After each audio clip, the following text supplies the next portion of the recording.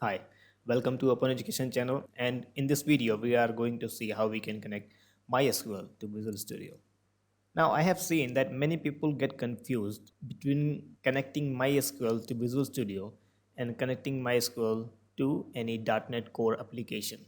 Connecting MySQL to Visual Studio means you want to connect your MySQL server to Visual Studio just like you connect MySQL database server to MySQL Workbench. Okay, in MySQL Workbench you can list all the database and tables in the selected database, and same thing you want to see in the Visual Studio.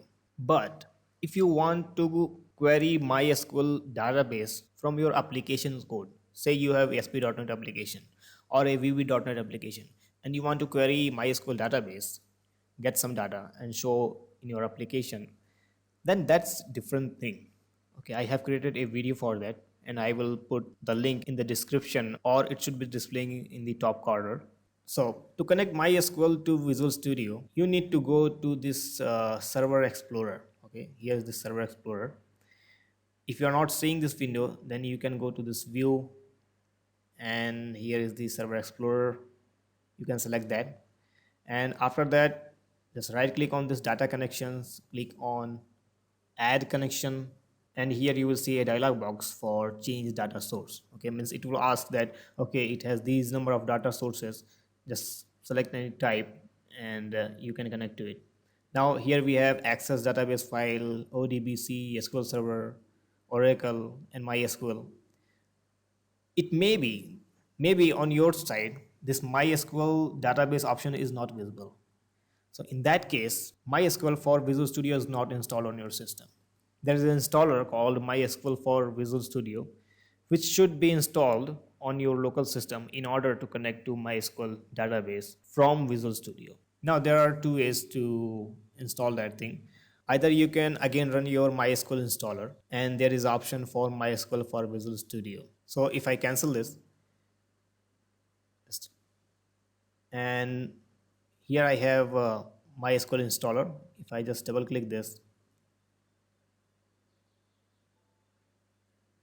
and open this installer,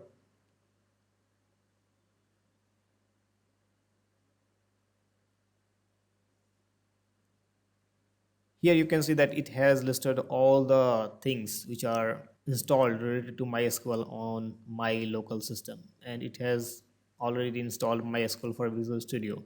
But if on your system it's not installed, you can just click on this modify, and here you can select MySQL for Visual Studio 1.2.9 and select all these things, and just select all the next button and install this. Okay,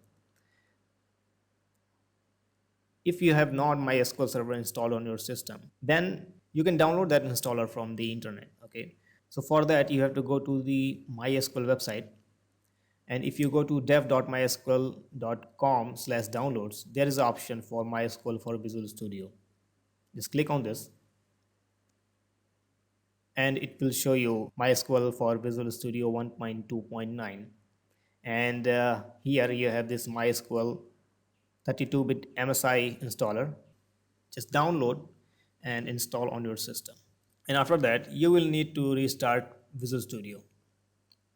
Back to Visual Studio, if I come again here on the data connections tab, click on add connection, and it will show me that change data source.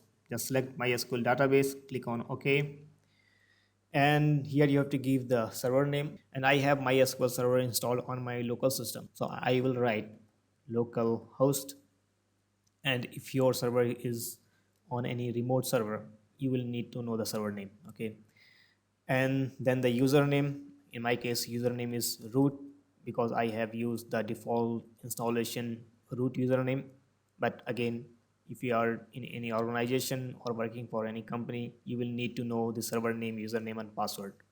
Okay, and I will then give my password here,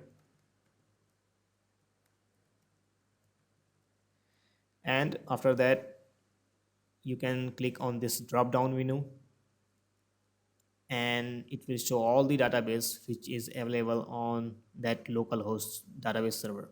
So I will select test, and if this list of database is visible, it means you have successfully connected to MySQL server. There is no any error in your username and password. So select this test and then click on this test connection, and it will say test connection succeed. Click on OK, and again OK. And here you can see that this is your server name, localhost, and the database which is selected right now here. And if you expand this, you will see all the tables. Here's a person, and if I go to my SQL workbench, here you have also the same person table. Okay, so this is how you connect MySQL to Visual Studio. Thanks for watching, and I will meet you with any other tutorial next time.